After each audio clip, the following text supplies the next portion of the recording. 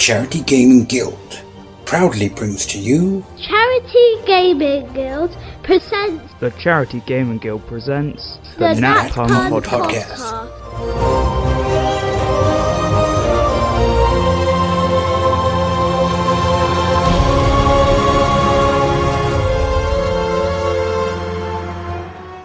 Surprise, surprise! You get me first this time. Hey guys, and welcome back to the Nat Pun Podcast, to the community episode. We're doing a little bit of a switcheroo for a specific reason. We want to make sure that this episode can get out to you before the big, the extravagant, the exciting, the most amazing event of the year in November, the World Anvil. Hype. Okay, Silla. Thank you for getting that reference. I'm trying to be more on your level, Andy. Did you get a reference to I didn't know, but then I'm not old. Can someone enlighten us? And our listeners, of course, who are 807 years old. Cilla Black, I think it was a song. Surprise, surprise. I think it was a TV show. Oh, it might have been TV. She did a lot of things. No, is that the one that Holly Willoughby then did a spin-off of? Possibly. I always got Cilla Black and Lily Savage mixed up. Wow. If Cilla Black was alive today and could hear that, I'm sure she'd be offended. I don't know why. Anyway, welcome to the community episode, guys. This week, we are talking about events. Specifically in light of the November event that's coming up that we're super excited for, and we hope you guys are too. If you haven't got your tickets yet, get online. Ash will most definitely give you all the details for where you can get the tickets for this. Come along, enjoy it with us, raise some money, have some fun. It's going to be amazing. Talking about Ash, tell me, Ash, what is it that actually goes into organising an event? A lot. It all starts, well, I've already been given a heads up by Bertie that I shouldn't talk for an hour and a half about how an event is set up, so we'll keep it brief. Just an hour. Just an hour, Yeah. Thank you. Right, so it all starts with the trustees. We have to make sure that the event is viable, and all the trustees get told about the events, and we hash things out and work out where and when and how and all those bits and pieces. Once that happens and we've got a date, then normally it's Andy that sorts our venue out for us, who has done an amazing job with the venue recently. Woo-hoo. Thank you very much. And this year, I would like to be at maximum capacity in your hall for our events, but I don't know if it's going to happen or not. But we'll see. We'll try. Once all that's done, then I actually start putting together the DMs and writing the adventure. If it's one of our 12-hour games, which I'll focus, I assume it is for this one because it can differ slightly from event to event, that normally gets written over the course of a couple of months, then sent out to all of the DMs to look through, prepare for. Then we try and get all the DMs together so they can ask questions and bounce ideas off each other. Then the day comes around, we'll arrive early, set the hall up, and then the game gets going. And from there, it's pretty plain sailing, to be honest. That's a really brief overview. That's a very brief overview. Is that brief enough? It's fun. Okay. And I also would say that it's not always just down to the trustees. We do also have some of our DMs who come forward and they give us an idea for an event that they would like to run. And we've had some really successful events as well that have popped up from the minds of our members, which have been incredible. We had the 24-hour Kingdom Death Monster event, which was definitely something else. It wasn't.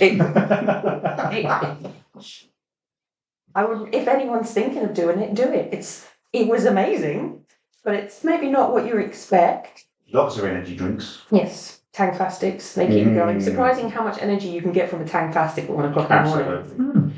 I mean, it was successful, and we raised quite a bit of money. I think over £600 for that.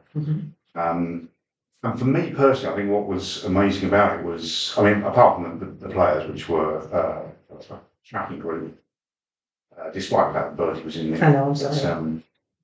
But I didn't at any point feel that, it's dragging on, it's getting a bit repetitive, I don't know, I'm getting bored now.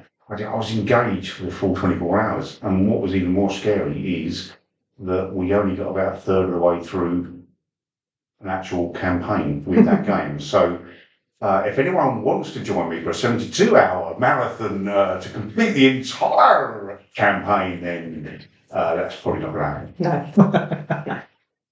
And we also had one of our members, Ant, who organised an incredible event over in Wellingborough that we got to go for. It was on my birthday. It's a fun birthday treat for me, but that was really, really impressive. It was super successful, and I know that he's looking to do it again next year. So if we have any of our other DMs or members who are like, I've got an idea, just come speak to us, and we'll be happy to talk it through with you. And did he do that without the help of Jack?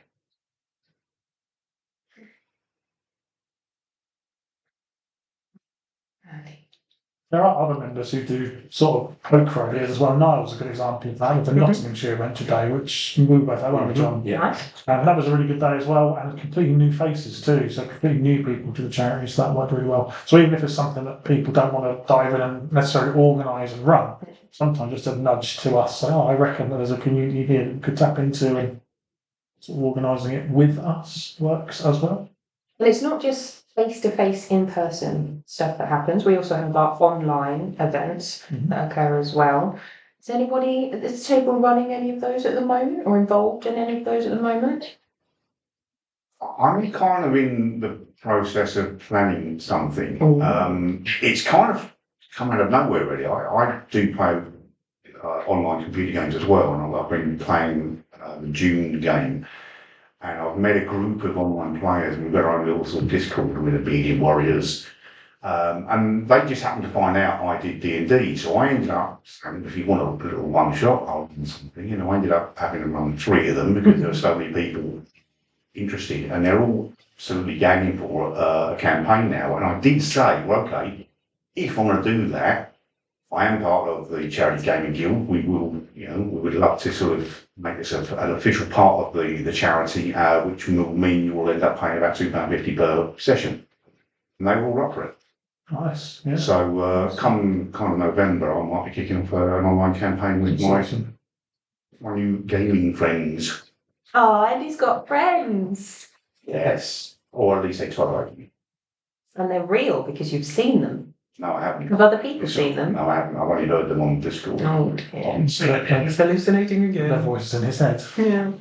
But if they're all paying $2.50 I don't care where the £2.50 comes from, as long as it comes from. to a good cause. I was going to say, Chris is running his Tide to Mystery campaign regularly, isn't he? And he's running Dragonlance. There's Yes, the 2 most active. There's a few one-shots and things that happen as well, isn't there? Online at the moment. Anne's doing some online stuff as well. Is he? Yeah, with his Greymark stuff again. Nice. So that's been run online. And there's various one-shots afloat around. Josh McGregor did a one-shot for us a little while ago. That was really well received. He wants to do another one. He's just a very busy man, but I will pin him down and beat another one-shot out of him on that. Yeah. I think that's kind of the tricky thing, because it does feel like the online stuff has fallen off a bit, but I think that's kind of a natural progression that we've faced since times, where people are actually going outside and having lives again and able to leave the house and stand closer than 6 feet. And it's amazing how many people don't know how big 6 feet is, but anyway, it's good that we're still getting stuff done. It's really exciting, and what I want to know from you guys is, over the events that we've done over the past 50 years, what's been your favourite event that you've been involved in, whether as a player or as a DM, or even a writer? Thanks for including me there, Bertie. That's all right, because you normally just sit in the corner crying. It's okay. Okay, favourite event? With my memory, I can't barely remember the last event we did. The ones we started. They're all, to me, they're all good for varying reasons. I mean, it's whether it's the players that you get on the day that bring something a little different, a little funny, or whether it's, your story went the way you wanted it to, and you were able to showcase all the nice things that you've prepared. I don't know. It's hard, isn't it? Because there's aspects of lots of events that I really, really like.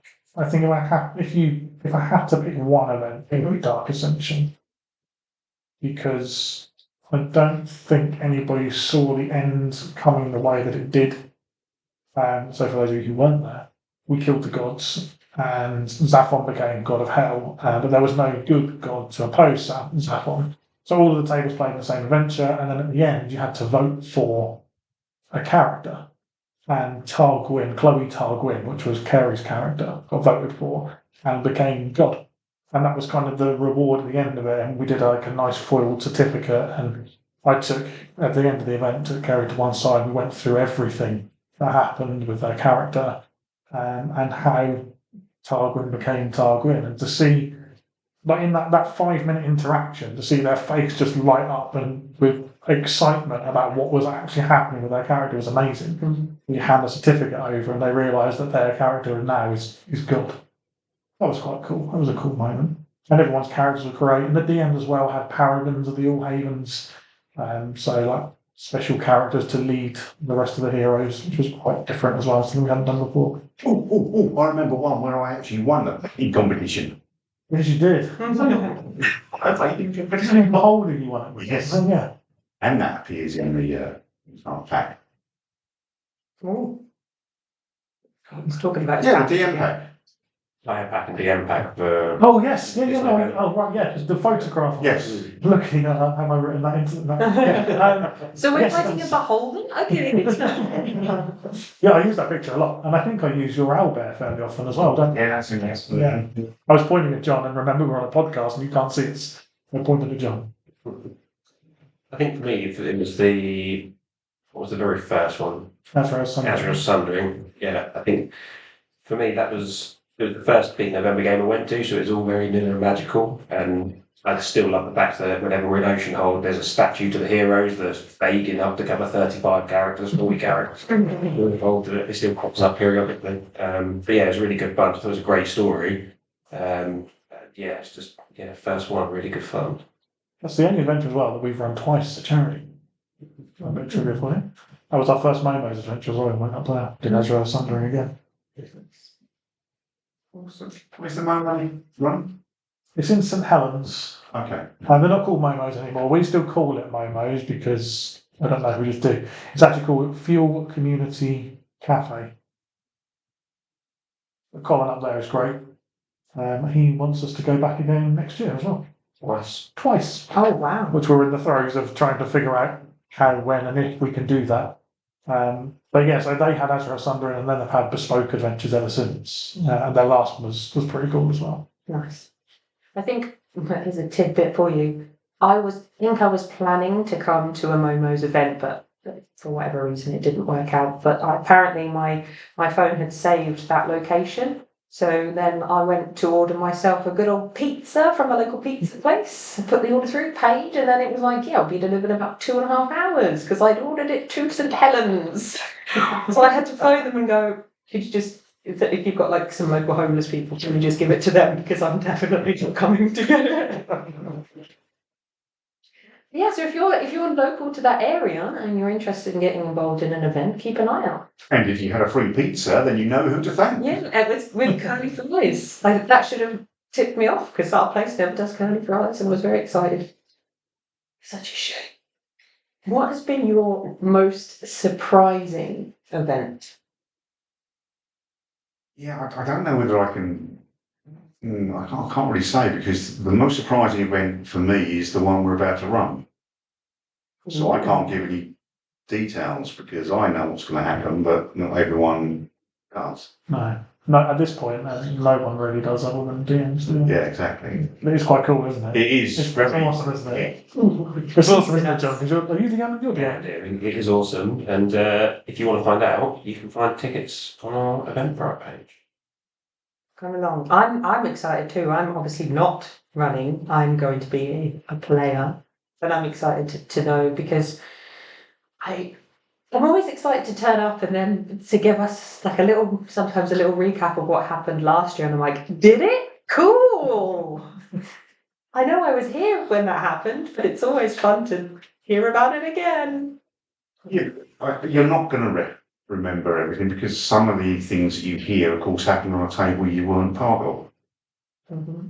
I think that's what's cool about it as well, is some of the stuff that becomes, air quotes, canon for the campaigns and stuff, and the books is stuff that's done by the players across a multitude of tables, so stuff that you do on your table could be remembered forever. And I think It's the beauty of this game is that you've got 4 or 5 or 6 tables all playing the same story, but no two experiences are the same. Mm-hmm. Yeah, absolutely. I mean, mine's obviously the best. No, of course. And whoever plays on the Don't table, smirk like that, Ash. I'm saying nothing. whoever plays on your table is normally treated to a nice little magic trick or two. Yeah, and jokes Yeah. and Well- free sweets.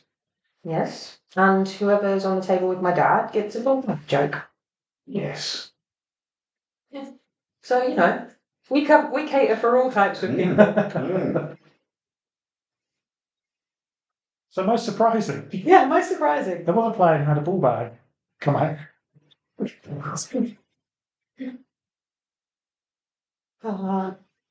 Yeah, but we had a sewing kit, so that's Yeah.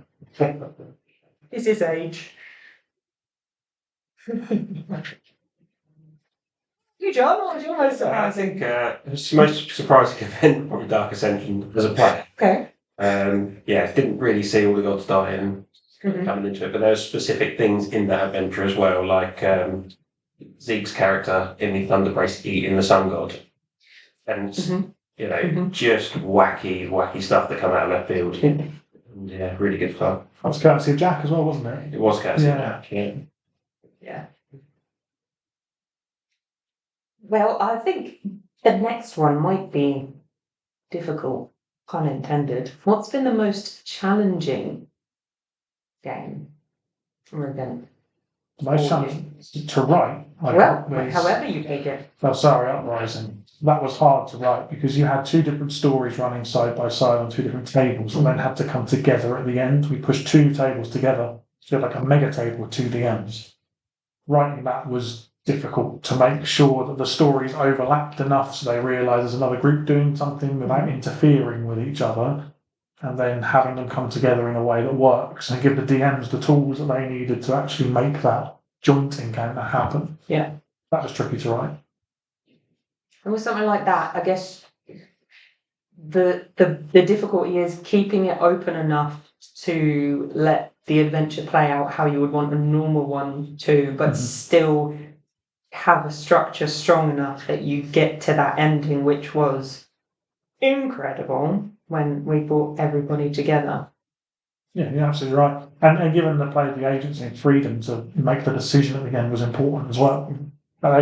Everyone went for peace and a broken peace between Valsari and Gloomcrest, which was great. That made my life really easy, like writing the narrative and taking it forward. Equally, they could have just killed everyone, just let the 2 sides fight and seen who came out on top. Any of that could have happened, but it didn't. But are you gentlemen challenging events? I think they all present various challenges. I mean, as Ash has alluded to, I do have a certain presentation style, so for me, it's about how do I get my style into the story. One of the biggest challenges I had, I think, was last year, because I had to not only sort of find 12 bloody dragon models and then paint 12 bloody dragon models, but then I thought, yeah, they're not going to fit on my usual 32-inch TV digital screen, so I then had to find somewhere that printed off a 6-foot by 4-foot map. Yeah, but it looked amazing, didn't it? It did. I think there are pictures on Facebook as well. On Waterhouse Charity D&D.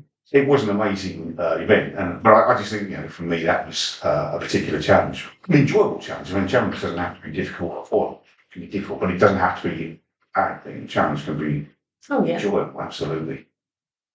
Just like, having a poo in the morning, that can be a challenge. John, challenging events for you? So I've attended more of the big events as player rather than DM. I think the Valsari Uprising that you were talking about at the end, when those tables came together, I found that quite challenging as a player. There was a lot of people, there were 2 DMs, lots of people trying to kind of do stuff, and it was a bit difficult. It was challenging. There's a lot of crosstalk going on.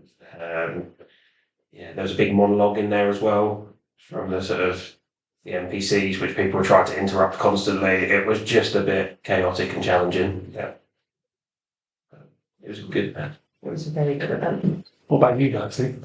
What about me, what, Ash? What did you find challenging? What do I find challenging? Not generally, I remember our events. Getting up that early for the event days. That's the most challenging thing for me. Huh? When you get there, you guys make it easy. Whether it's how you've organised the event, how you're running the games, how friendly and approachable you make the events, you just make it easy for us as players to come along. We really have the, well, I can't say that, but PG, we easy job of just turning up, making sure that we remember dice.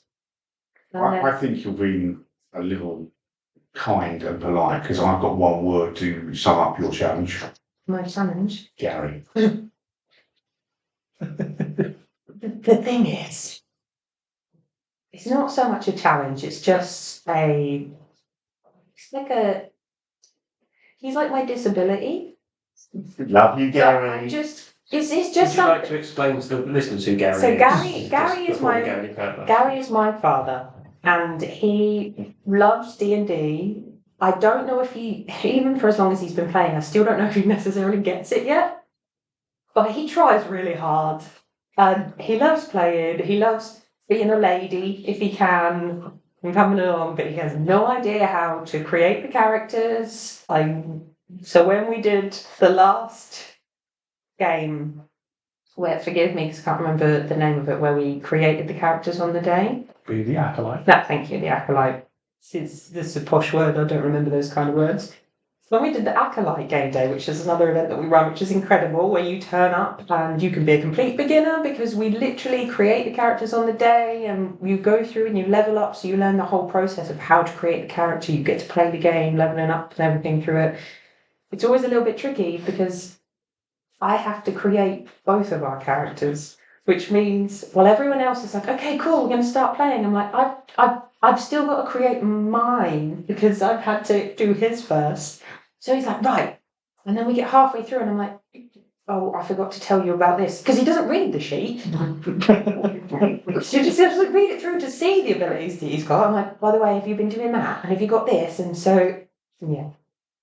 It's a bit like taking a toddler. But I love him, he's alright. Seeing Gary at our events is one of my highlights because I never know what's going to happen. No. And it's brilliant to watch and listen to. He's a genuinely lovely and very entertaining man. Oh, he's a brother from another mother. I was going to say there's something beautiful about the way he played because he doesn't understand, doesn't care so much about the mechanics of the rules. When his character wants to do something, he just says, right, I've got to do this. Yeah, yeah. And then it's like you have to figure it out. Yeah. And it's great. It causes a bit of chaos. Yeah. And it's really good fun, isn't it? It is absolutely the fact that he just goes, this is what I would like to do, please. It's like, you're a barbarian, you don't have magic. I want to cast a spell. Okay, cool, we'll figure it out. Yeah, it's always, so yeah, definitely, the most surprising for me would be whatever is going to come out of his mouth. On the events, which is always fun. No, it's good. That's what it's about. It's community. It's for me. I'm very lucky because obviously I've got to share it with my dad. But I know that we've got a lot of people who've made some really good and close friends from it as well, who have the same, maybe not quite the same experience, but the same enjoyment of meeting up with people again at the new events and getting to play alongside each other and also mixing it up because you're never guaranteed to be with the same people. So that's always fun, kind of seeing the surprise of a different person's character creation. For me, I always enjoy that, seeing, because there are some people who really get D&D and they create some characters. I'm like, you just did 17 things on one turn and that was not rule breaking. How did you do that? I've got written down that I've got an extra attack. That's what I can do. And they're like, yeah, I'm gonna cast this spell and I'm gonna charge this up and then I'm gonna use my extra action and then I'm gonna flip the bird in reverse. Like, what are you doing? I think that's one of my favourite things about the adventure days when people created the last one we did. I think Zeke and Ty both created old men. And it's just hilarious watching them play. I mean, one of them was called Andy, and I think Nice. based on you, Andy. He had goats and things as well, so I'm pretty sure it was just a direct rip-off to the character. Copyright infringement. Just watching that creative process, and then these characters come to life off the back of just for them. It's really, really fun. It's one of my favourite things at events is, I guess that's a privilege of doing what I do at them. I get to move from table to table and see all of these characters and sort of experience what's going on in every single table, and some of the things people come up with were just absolutely mad, but so much fun. and you get to see everyone having a really good time. That's a very rewarding thing. Yeah, and I especially love it when you've kind of got into the flow of it. You're getting used to each other's characters, and then when you get to those story points where you're like, this has to go well, and when someone on the table rolls like a nat 20 or something, and it's electric. You're like, yes! The whole table is vibrating with how excited you are, and the amount of times that's happened towards the end of a game. So it's like the last few rolls, this is the deciding factor. I know that in the one with all of the dragons, I rolled 2 nat 20s right at the end of the game. I was like, yes! I was off my chair, ready to do laps of the hall. It's just those things where you get that energy from the people that you're playing with, and you're like, I've just met these people and now I'm willing to die for them. That's pretty cool. in a game sense, only. Yeah. No one is ever in danger at any of the game days. It's a little TNC there. Awesome. So I'm excited to know from you guys, maybe especially Ash, because you get to peek behind curtains, not in a weird way. No. Professional voyeur. You know, what you do in your spare time is completely your discretion, as no one's judging. What is some events that are coming up that you're most looking forward to? So the World Anvil is going to be amazing. And obviously that's the next event in November. Yes. What date is that in November again? 8th of November? 8th of November. I get John, it was on the 8th. Yes, the 8th of November. That in the diaries, guys. Tickets are still available. The easiest way to find them is to go to facebook.com/charitydnd, click on the events tab, and you'll find the World Anvil. On there some information and a link to the Eventbrite page. So I am looking forward to that for reasons that I can't actually say, unfortunately, but John and Andy get it. And it's going to, how can I word it without giving too much away? Usher in a new age. Would that be fair to say? Yeah, I think so. You said usher in, right? Breaking news. Breaking news. Yes, I did. Okay. Yes. So I am really, really looking forward to that. I think, have we given out a name for 2026's? You have mentioned it Okay. in some Facebook Lives, I think. Okay, cool. So 2026 is Rise of the Ancients. So that has all kinds of connotations. And Take it, I'm in that. you are, yeah, you're the main character. I am the ancient. You are very ancient. Our VIP as well are going to get a special presentation. And they're going to get the names of events going out for another 6 or 7 years, I think. Wow. Along with a little tiny bit of like spoiler blurb. Spoiler blurb. Spoiler blurb as to what's happening. And that's quite cool. That's been quite fun for me to put together and look at. And there's some really fun stuff coming up with that as well. When Ash mentions VIP there, we have technically 3, but mainly 2 types of ticket level options for the World Anvil event. You got the standard admission where you just turn up on the day, have an amazing time, or you have the VIP ticket option where you actually go to the venue the night before, you get a little pizza party and a presentation, a no holds barred, because I put out a post on Facebook and I wasn't really familiar with that phrase, and Dad went, that's a bit rude. And I went, why? He went, you put no holds barred. Oops. Gary would be the one to spot that as well, wouldn't he?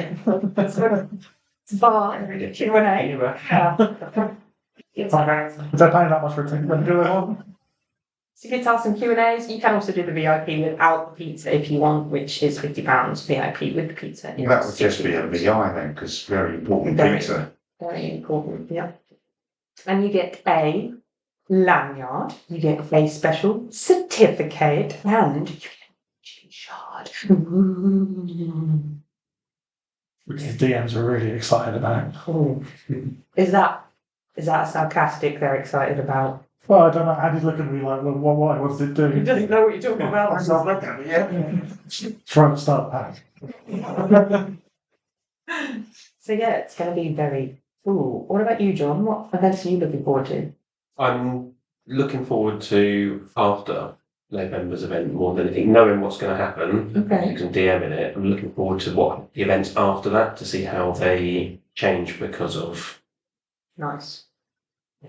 So that's kind of what I'm looking forward to. I look forward to all the events. I think the Adventure Day one is one of my favorites. Partly because we get to create, the DMs get to create our own adventure, but also it's got no real sort of impact on the wider world, so you can go crazy, and always love seeing what people come up with for, like I say, their characters and stuff. So I always enjoy the adventure. Now, I like those as well because you get to see both sides of the table, so to speak, because you DM one half of the day and you play the other half, Yeah. and I think that's a great mix. Because I do miss playing. I DM far more than I play. It's the curse of being a good DM, Andy. You need to start being crap, and then we'll stop asking you. Big fast, crap.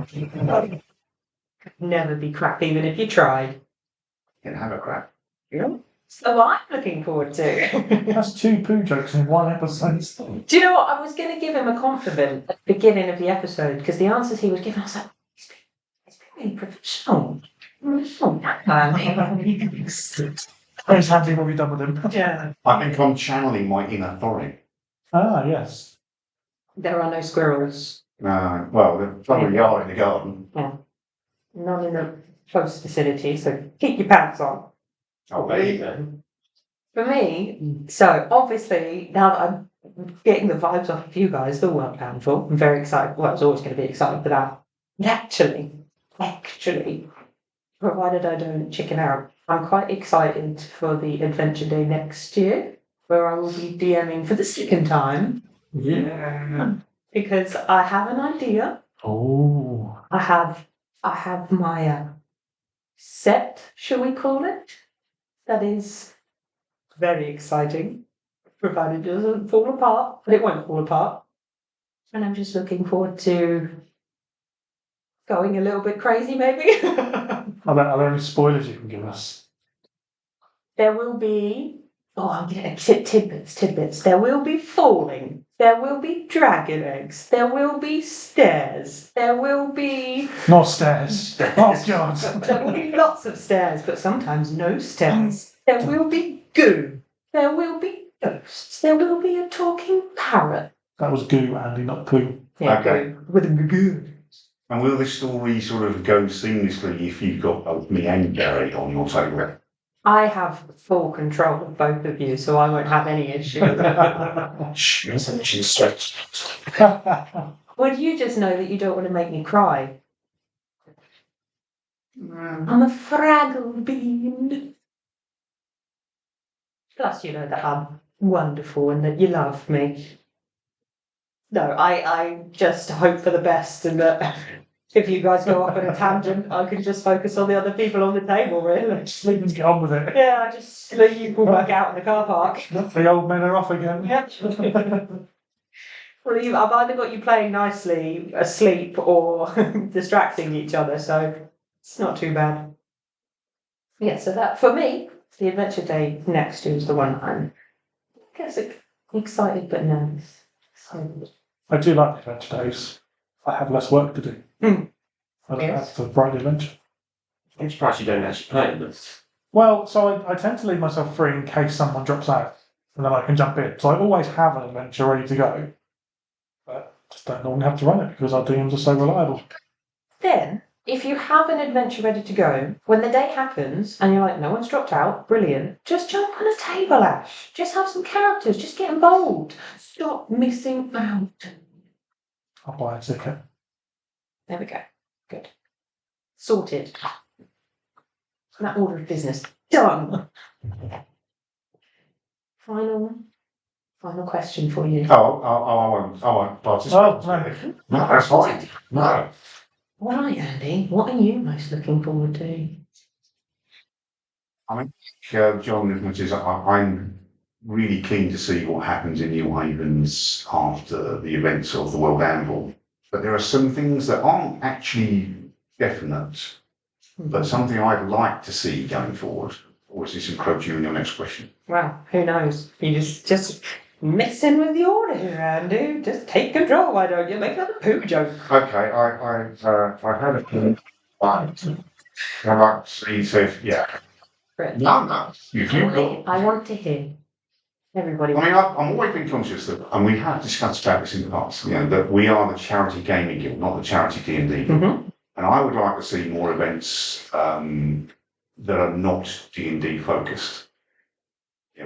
We have had certain things like the 24-hour King Death Monster, and I'd like to sort of see other games utilised in our events. Mainly the one that I own. It'd be quicker to say the ones you don't own. Yeah. It'd be to say the ones you do own. So really what Andy's saying is he just wants people to play with him. Oh. I need friends. Semi-retired and lonely, seeks gamer. I'm sure there's a website for that. Yes, there is. Well, like we said earlier, anyone can run anything. Mhm. It's not going to stop anybody from running anything. Andy's in the as I say, privileged position of being a trustee where you can just organise it and use the Discord and do whatever you want to do.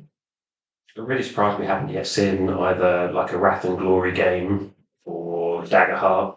I was expecting to see someone say, I want to run a Daggerheart game. I absolutely am going to. I just have to have some free time to learn it. I've got it. I got the limited edition one. It's all very pretty. I looked at the pictures on the cards. I didn't read anything, as is my want to do. I look at the pictures and never read stuff. But I have spoken to people at events and they said they're fully up for it. So I think there will definitely be some Daggerheart happening in the future. But what was the other one you mentioned? Wrath and Glory, it's Warhammer.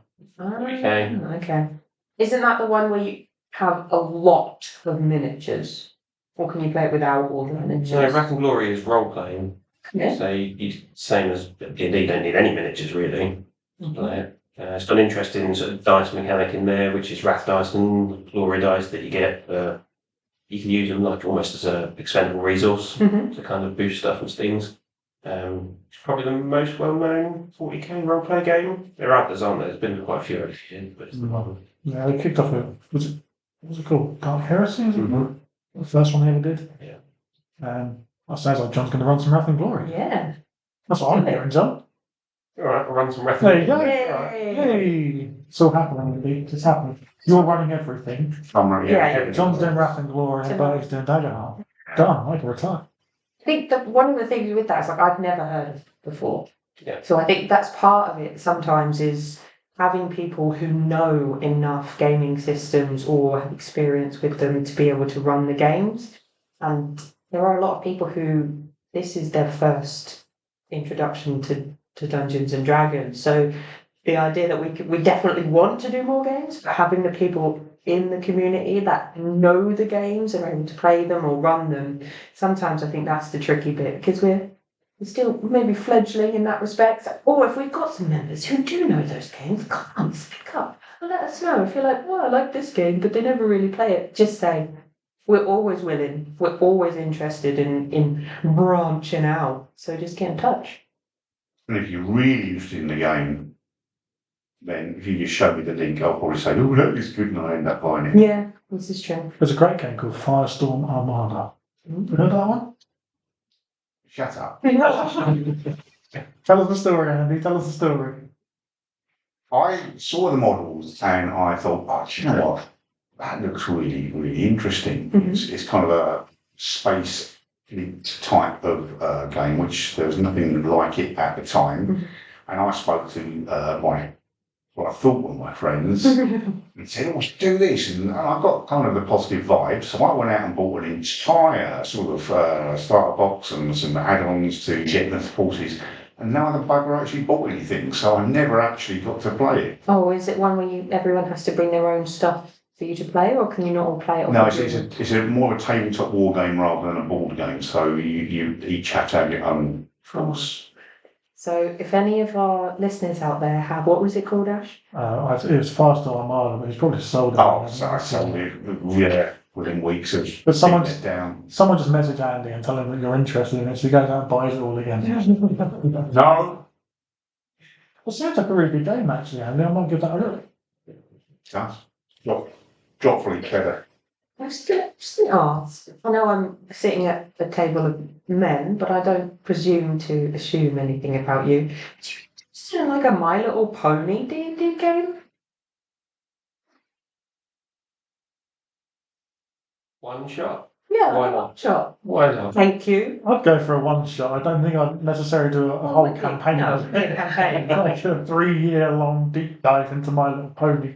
The reason I say yes, I was just thinking back to our one-shot Z ran for us on Tuesday night and the ridiculous characters. Like, it can't be.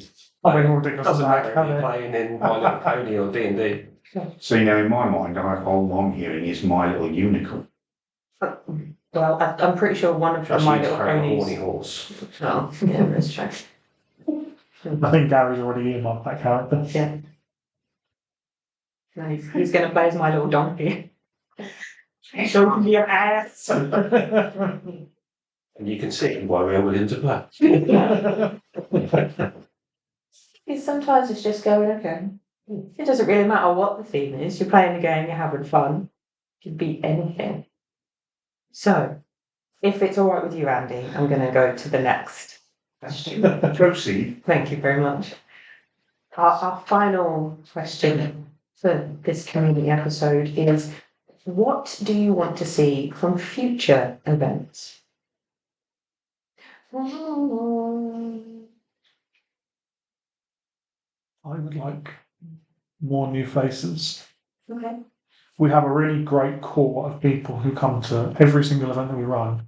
And without them, we wouldn't be able to do what we do, which is great. But I would love to see more people become involved in what we do. That would mean we get more people playing. It would mean that we can reach out to more communities and more groups. We can bring more people together. And like you've already mentioned, people who make friends at our events and things. Mhm. See more of that happening. The example I always use with friends is Nathan, Lizzie, and Aya. Mhm. And the friendship that they made is just incredible. And to see them kind of bond because of the charity was great. So if we can have more of that, that made me very, very happy. I want to have the problem where we don't fit in Andy's Hall anymore. Yeah. I want to have to deal with that. And whether that means we have to run more events to accommodate more people, that's fine. Mm-hmm. We are insured to have 120 people sitting How many standing? through 200. Okay. So that's our limit. 200 people standing playing D&D. Yeah. I think my question would be if any of our listeners have thought about coming to an event, but there's been something, doesn't matter what it is, that's maybe put you off or made you not decide to get a ticket and come along, let us know what that is. Is it maybe the location? Is it when the events are run? Is it, I don't know. Let us know. We'd be interested. We want you here. We want to know what we can do to accommodate you. And then we can get you involved. Please let us know. Please. We can help with other reasons people might not want to come as well. We've done it before where people have anxieties about coming to see new groups. That can be quite overwhelming for some people. We have ways that we can help you with that and help you overcome those anxieties and deal with them in a manageable way. Yeah. So again, you just have to reach out with an email or a Facebook message or a private Discord message, and we can talk about how we can overcome those anxieties and get you involved. And other people who have done that have found that actually they've really enjoyed themselves. And typically what we'll do is bring you in earlier ahead of the crowd, introduce you to some key people, so you've got those key people to fall back on if you need to, or people who are looking out for you. And that seems to work pretty well. I guess just to manage expectations, we are a small organisation, and one thing we can't do is to fund the travel and accommodation costs for any of our international listeners that may want to come from, say, America or the likes. Can't do that, sorry. However, I wouldn't be adverse to going to America to run an event. Yes, absolutely. If it made the right money and the trustees all gave me the green light, I'll go on holiday with charity. I'm coming along. I think if we have enough listeners, I think we had listeners. Well, from last time we spoke, we had some listeners. I think you said in Australia, stuff like this. So hey, if you're still listening, in Hawaii, somewhere I'd love to go. Anywhere in Canada, I've never been to Canada. Quite fancy that one. Japan. Japan would be great. Yeah, California. South Africa, that would be really South cool. Africa would be cool. Yeah, Amazing. you could run a game of D&D on the back of a safari lorry whilst going around a nature reserve. Can I not run it off the back of an elephant, please? Yeah, Thank you. That would be a dream come true. that's 2 events right there. Yeah. Bang, done. One shot on the safari lorry, one shot on the elephant. And everyone's got their own elephant, but the difficulty is keeping the dice. It's not communication from elephant to elephant. No. They're saying Good. They're amazing creatures. Would I be riding the elephant or would the elephant be riding me? I mean, that's for your own personal time, Andy, and I don't think we can let you go anywhere near them because the RSPCA has a warning out against you. So you're just going to have to not come on this one, I'm afraid. Sorry. You got confused last time when we took you to elephant riding. You got the wrong end of the stick, didn't you? What events are you looking forward to? Sorry, no. What do you want to see in the future events?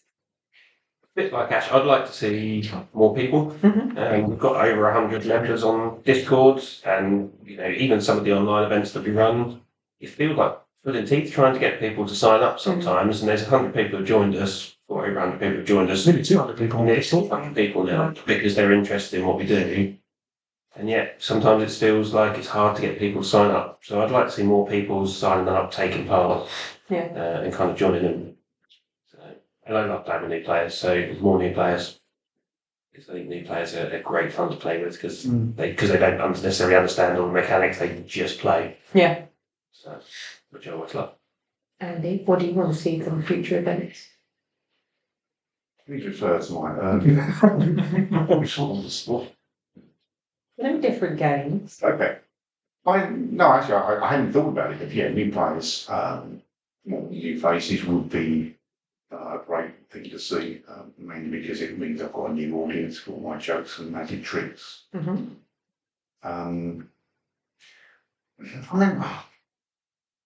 like what we do, but I like it to the point where actually I wouldn't mind seeing more events. I mean, I know we do quite a few, and I know that it's a big ask because there's a lot of involvement in planning and writing the stories and painting the models. But You don't have to paint. I do. No, they have to be painted. It's the law. But yeah, I'd like to see more events, just in general, and whether they're a mixture of D&D and or other role-playing games and or other game mechanics like games and tabletop games. Just like seeing, because I like playing. For me, I maybe have some very grand expectations of what our events could be. We've mentioned it before. I think we should do a D&D or a gaming cruise. I think we should hire out. Caribbean? Yeah, I don't mind it. Could hire out a castle and we can have a D&D event in a castle and a banquet of like everybody dressing up as their D&D characters. I think that would be the most insane, incredible event we could do. We haven't reached out to a castle before. Try and arrange it. Yeah. Not Newcastle. No, not Newcastle. No. How did that go? Not very well, if I'm perfectly honest. I think I reached out to the wrong castle. But we'll try again. Yeah, I think we should. I'm sure there is somewhere online. There are. D&D in the castle. There is an event that is in Scotland, I believe, and I looked into it. And let's just say we won't be charging what they were charging. I think it was about $3,000 for 3 days. What I'm hearing is we can charge $2,000. Yes. But to be fair, they did have very well-known celebrity DMs We're on a that podcast. were running. We're celebrities now, are we? I'm just going to people on TV that We they. have 10 listeners. Yeah. That counts. The people that they've seen their faces, we're going to have to get a camera in here if we want to fill in that category. I don't think that's a good idea. No, I don't think that would be safe at all. But yeah, that's for me. I always have grand ideas, but the implementation is where I'm somewhat lacking. Well, if you want to start small with the cruise, you do have 2 kayaks. Yeah. Kayaks.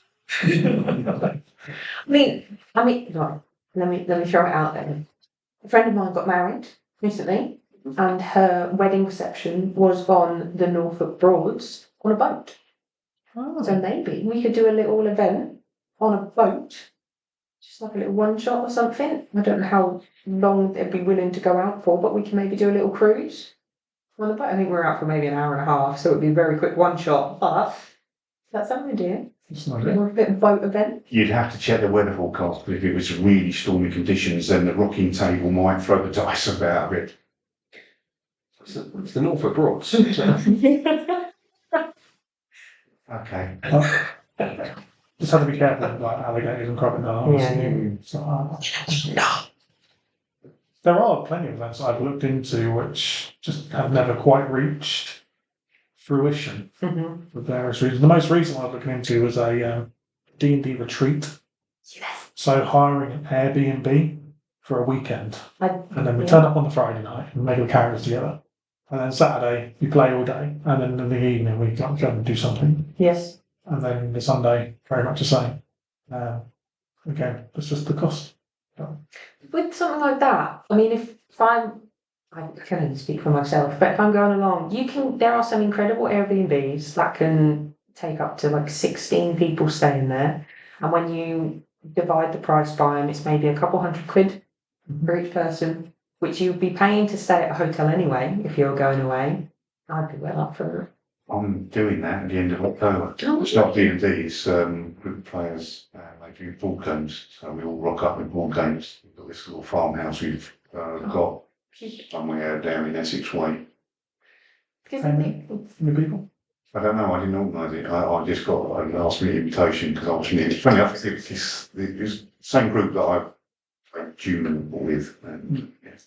The benefits with something like that as well is that we do a lot of events in the same locale, and that might be something that puts people off is where we're located. So the idea of doing the Airbnb one is like we can go down to Cornwall, we can go up to Scotland, we can do different stuff like that and make it a bit more local for local people who want to get involved. So I think that's great. And if it takes off, maybe we can do 3 or 4 a month. You just never have. Very good. That's great. If you guys listening have any ideas for any events that you would like to see, whether they be small ideas, big ideas, you want to do D&D on the moon, you let us know. We want to know your ideas. It might not physically be on the moon, but we can do a moon-based one-shot, Ash. Don't give me that one. We can meet your needs one way or another. Let us know what you're thinking, what you're excited for, and yeah, we'll see where things go, hey? Can we rent out Mackie D's? Now, why would you want to? D&D and the Mackie D's all day. French food. What I think at least Côte Brazzard. you got? Codes, I don't need any now. It's like Côte Brazil. No, it's a very nice restaurant in very St Edmunds. Oh, Very fancy. maybe we should have a trustee meeting there. Okay.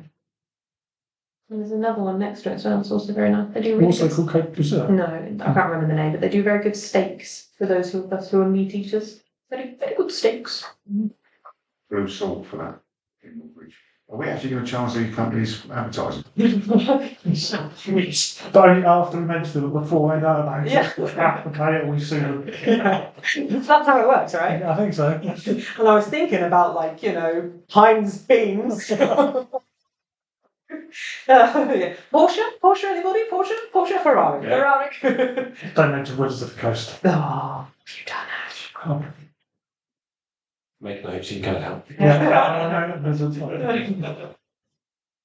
So, if you guys are chomping at the bit to get involved with events, all you need to do is hop on the Discord, go to the Facebook page, go to our website, because that's going to be a really good place for you to go to find the links to the Eventbrite. You get all the details, buy some tickets, come along, get involved. We can't wait to see you. Oh my God! Thanks for listening, guys. We're super happy to be back. We promise we won't be gone for a long time, for at least another 3 months. Take care. We'll catch you next week.